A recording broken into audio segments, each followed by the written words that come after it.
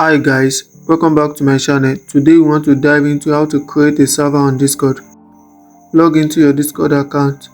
Under the server menu, scroll down,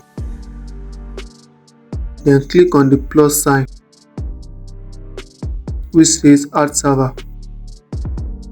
Click on create my own. Is it for a club or community or for me and my friends? Then choose a server name. Click on create. We have successfully created the Discord server. Now you can edit under server settings. Then you can choose a new server image.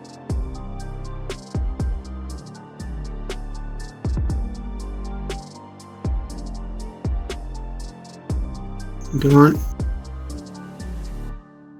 scroll down to save changes. Thanks for watching. Don't forget to like and subscribe to my YouTube channel. See you in the next video.